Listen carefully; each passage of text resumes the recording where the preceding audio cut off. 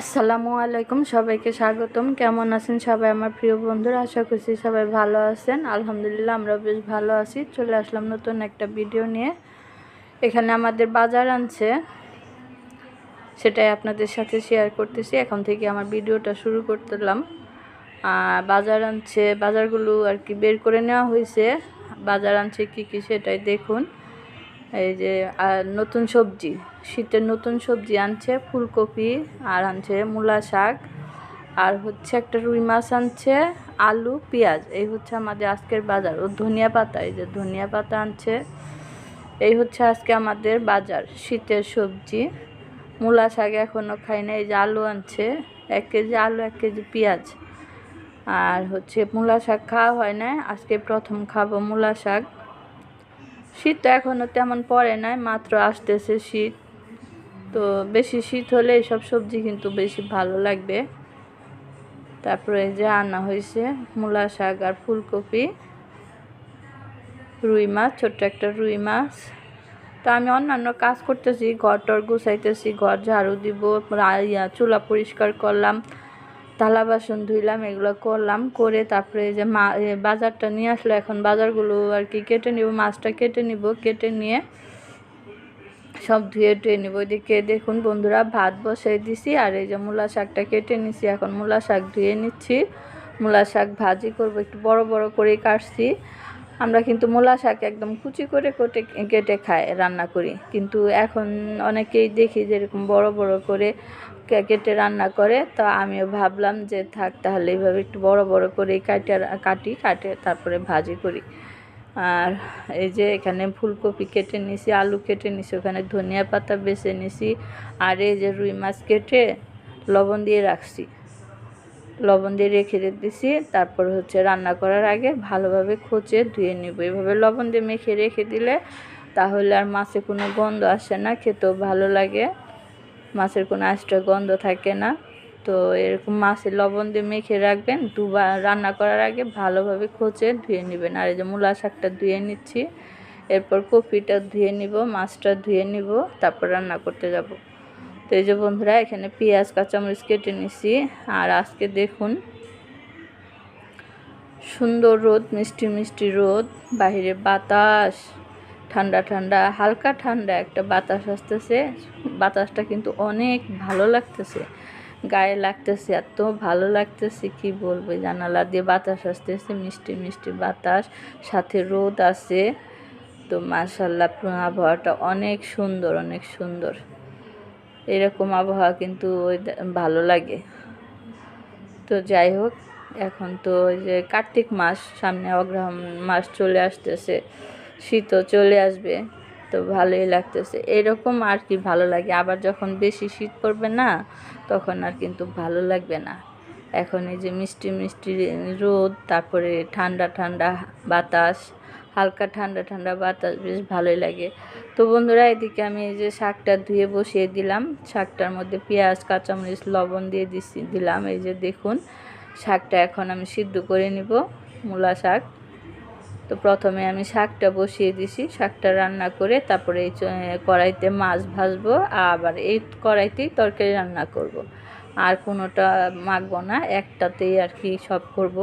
তাতে করে কি হয়, ধুইতেও ঝামেলা কম হয়, কষ্ট হয়। বেশি মাখলে, বেশি নষ্ট করলে ধুইতে কিন্তু অনেক কষ্ট লাগে। তাই যত কম মাখা যায় ততই ভালো। তো এই যে একটার মধ্যে সিদ্ধ করে নিলাম। এই যে মূলা শাকটা দেখুন। আর মূলা শাক রান্নার একটা টিপস বলে দেই, যে দেখুন আমি মূলা শাকটা সিদ্ধ করে নিয়েছি। আর যে সিদ্ধ করার পরে কিন্তু পানি উঠছে অনেকটাই, এই পানি আমি ফেলে দিব। মূলা শাকের এই পানিটা ফেলে দিলে কি হয়, মূলা শাকের যে একটা গন্ধ আছে, ওই গন্ধটা থাকবে না। তো সিদ্ধ করার পরে পানিটা ফেলে দিবেন, তাহলে এই যে মূলা শাক খেতে কিন্তু আর কোনো গন্ধ লাগবে না। অনেকেই গন্ধের কারণে মূলা শাক খায় না। তো এইভাবে মূলা শাক রান্না করবেন, সিদ্ধ করে পানি ফেলে দিয়ে। আর এই যে এখন আমি শাকটাকে পানি ফেলে দিয়ে আবার একটু নেড়ে চেড়ে করে নিচ্ছি। পানিটার গায়ে যে পানি আছে, পানিটা শুকিয়ে নিচ্ছি। তো এইভাবে শাক রান্না করলে শাকটা খেতেও ভালো লাগে, আর গন্ধ থাকে না মূলা শাকের। তো এই যে দেখুন, আমি নেড়ে চেড়ে পানিটা শুকিয়ে নিলাম, এখন বাগার দিব। তো এই যে বন্ধুরা, শাকটা নামিয়ে নিছি, এখন বাগার দিব। কড়াইতে তেল দিয়ে দিচ্ছি। এই যে তেল দিয়ে দিলাম। তেলটা গরম হলে আমি যেখানে তিনটা শুকনা মরিচ দিছি। মূলা শাকে শুকনা মরিচ খেতে কিন্তু বেশ মজা লাগে, অনেক মজা লাগে কি বলবো। এরপর দিয়ে দিলাম রসুন কুচি, তারপর দিব হচ্ছে পেঁয়াজ কুচি। পেঁয়াজ তো আমি প্রথমেও দিছি, আবার এই যে এখন বাগারেও দিচ্ছি। তো যাই হোক বন্ধুরা, এখানে আমি এখন নেড়ে চেড়ে সব কিছু ভেজে নিব পেঁয়াজটা। তো সাথেই থাকুন, দেখতে থাকুন আমার পুরো ভিডিওটা শেষ পর্যন্ত। ভালো লাগলে লাইক কমেন্ট শেয়ার করে দিবেন, সাবস্ক্রাইব করবেন।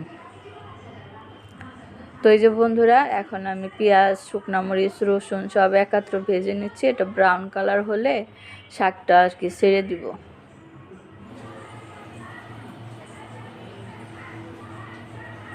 আর এই যে ওয়েদারটা দেখুন, আজকে প্রায় বিকেল হয়ে গেছে, এখন 5টা বাজে। 5টার সময় রান্না করতেছি। তা আমি তো এখনও রাইস কুকার কিনতে পারি নাই, তাই কষ্ট করে রান্না করতে হয় যে গ্যাসের কারণে। 5টা বেজে গেছে, এখন রান্না করতেছি, কখন খাবো জানি না। তো এই যে পেঁয়াজটা নাড়াচাড়া করতেছি, ভাজা হচ্ছে আস্তে আস্তে। তো যাই হোক বন্ধুরা, অনেক সময় লাগলো পেঁয়াজটা ভাজতে। এই যে দেখুন ভাজা হয়ে গেছে। এখন শাকটা দিয়ে দিব। এই যে শাকটা দিয়ে দিলাম। এখন আমি তেলের মধ্যে শাকটাকে ভাজা ভাজা করে নিব। তো এইভাবে শাক রান্না করলে কিন্তু খেতে অনেক মজার হয় বন্ধুরা। তো এই যে শাকটা আমার হয়ে গেল দেখুন। আমি এখন এই চুলার মধ্যে কড়াইতে নেড়ে চেড়ে ভেজে নিব, নিয়ে নামিয়ে রাখবো।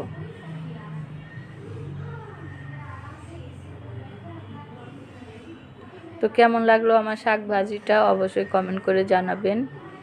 আর আপনারা এরকম করে ভাজি করে খেয়ে দেখবেন, কোনো গন্ধ লাগবে না। যেভাবে বললাম পানিটা সিদ্ধ করে ফেলে দিবেন, তারপর বাগার দিবেন, দেখবেন মূলা শাক খেতে কত মজা। আর এখন আমি মাছটা ভেজে নিব। রুই মাছ 4 পিস মাছ নিয়েছি। মশলা দিয়ে দিচ্ছি, হলুদের গুঁড়া, মরিচের গুঁড়া, ধনিয়ার গুঁড়া দিয়ে সামান্য একটু লবণ দিয়ে মাছটাকে মেখে নিয়ে তারপর ভাজবো। কতক্ষণে ভাজা হবে জানি না। 2 দিন যাবত ভিডিও দেই না, মনটা ভালো না, আর তার কারণে ভিডিও দেওয়া হয় না, ভিডিও বানানো হয় না, ভিডিও দিতেও পারি না।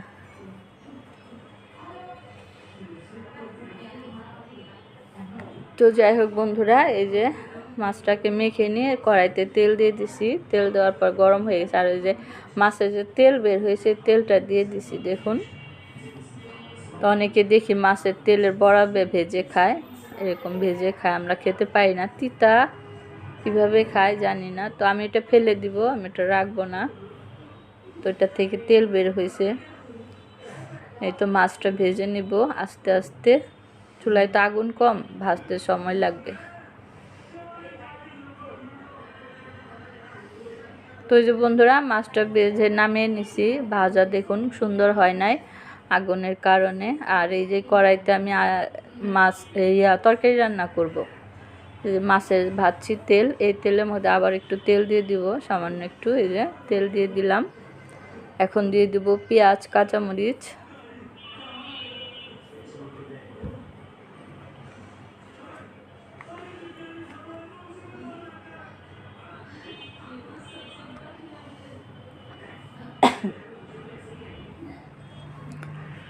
তো এই যে বন্ধুরা, আমি পেঁয়াজটা ভেজে নিলাম, হালকা একটু নেড়ে চেড়ে ভেজে নিলাম। তারপর হচ্ছে এখন মশলা দিয়ে দিব, আদা রসুন বাটা দিয়ে দিব। এই যে আদা রসুন বাটা দিয়ে দিলাম, দিয়ে এখন একটু কষিয়ে নিব আদা রসুনটাকে।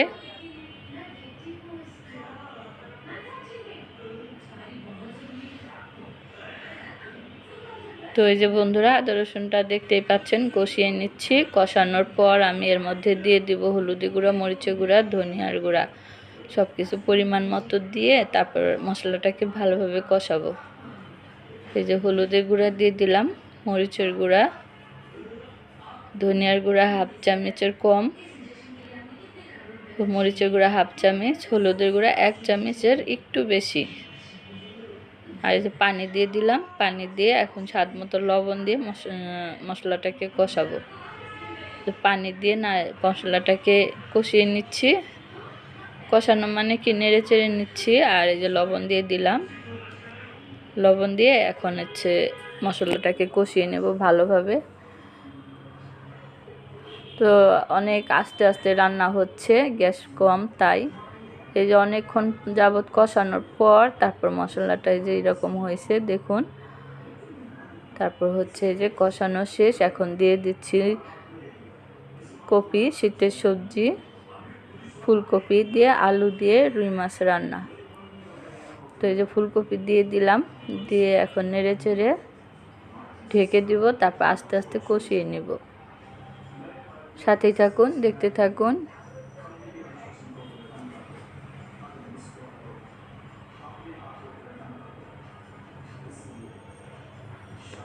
বাকিটাও দিয়ে দিচ্ছি বন্ধুরা, দেখুন।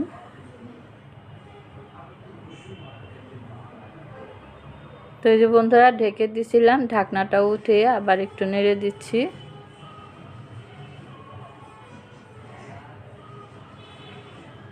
গ্যাসের কারণে ভালোভাবে রান্নাও করতে পারতেছি না, রান্নাটা ঠিক মতো হচ্ছে না।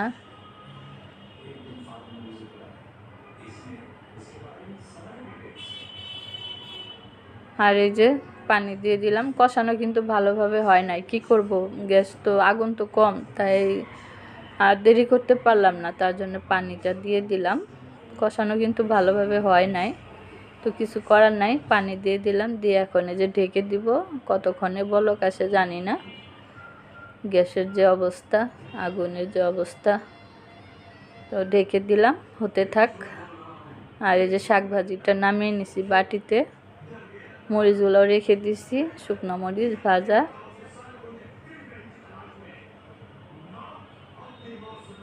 তো আজকে প্রথম মূলা শাক ভাজি দিয়ে ভাত খাবো। তো এই যে বন্ধুরা আবার অনেকক্ষণ পর আসছি, এসে ঢাকনাটা উঠিয়ে দেখলাম তরকারিটা কেমন হয়েছে। দেখুন বলক এখনও ভালোভাবে আসে নাই। তারপর মাছগুলো দিয়ে দিলাম, মাছ দিয়ে ধনিয়া পাতা দিয়ে ঢেকে দিয়ে তারপরে চলে যাব। আস্তে আস্তে হতে থাক, ঘরে যে বসে থাকবো, কতক্ষণ দাঁড়িয়ে থাকবো, দাঁড়িয়ে থাকলে হয় না, ঘরে যে বসে থাকবো দেখবো হয়ে গেছে। তো এই যে মাছ দেওয়া হয়ে গেছে, এখন ধনিয়া পাতাটা দিয়ে ঢেকে দিয়ে চলে যাব রুমে। ধনিয়া পাতা দিয়ে দিলাম,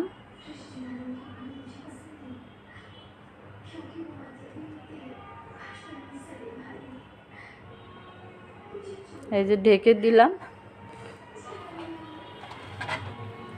তো এই যে বন্ধুরা কাশি হয়েছে, ঢেকে দিয়ে ঘরে যে বসেছিলাম মোবাইল দেখলাম। ও আজকে আমাদের বাসায় নেট নাই, মোবাইলও চালাইতে পারি না, বসেছিলাম এমনি এমনি। তো এই যে তরকারিটা আবার এসে দেখলাম তেমন ভালো হয় নাই, আগুন কম তো সুন্দর হয় নাই। তারপর যাই হোক ওইরকমভাবে নামিয়ে নিছি। এখন এই যে খেতে বসে গেছি, অনেক ক্ষুধা লেগে গেছে, আর অপেক্ষা করতে পারলাম না। ভাত নিয়ে যে টেবিলে চলে আসছি, মূলা শাক দিয়ে খাচ্ছি বিসমিল্লাহ বলে। তো আজকে প্রথম মূলা শাক খাওয়া। আর এই যে শুকনা মরিচ, অনেক মজার হয়েছে আলহামদুলিল্লাহ, বিসমিল্লাহ। মূলা শাকটা অনেক মজার হয়েছে, সাথে যে শুকনা মরিচ দিয়ে খাচ্ছি।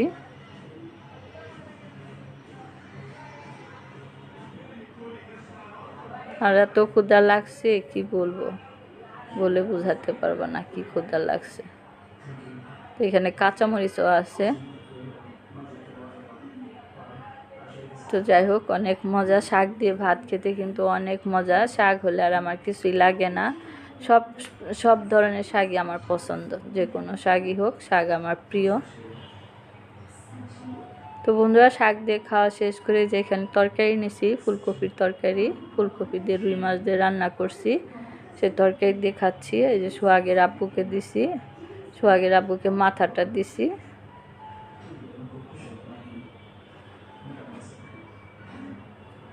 তো মাঝারি সাইজের একটা রুই মাছ আনছিল, মাছটা আপনাদের দেখাবো মনেই নাই, ভুলে গেছি। তো মাছটা মাঝারি সাইজের ছিল, বড়ও না বা ছোটও না, এরকম সাইজের। তো ওই যে মজাই হয়েছে তরকারিটা। আগুন থাকলে, জাল হলে আরও বেশি ভালো হইতো, তরকারিটা খেতে আরও বেশি ভালো লাগতো। তো অল্প জালে রান্না তো মোটামুটি ভালোই হয়েছে। এই যে দেখুন মাছ নিয়ে খাচ্ছি। তো আজকের মতো ভিডিওটা এই পর্যন্তই শেষ করব এখানেই। সবাই ভালো থাকবেন, সুস্থ থাকবেন, দেখা হবে নতুন ভিডিওতে। আর আমার রান্না বাড়া কেমন লাগলো অবশ্যই কমেন্ট করে জানাবেন। আল্লাহ হাফেজ, আসসালামু আলাইকুম।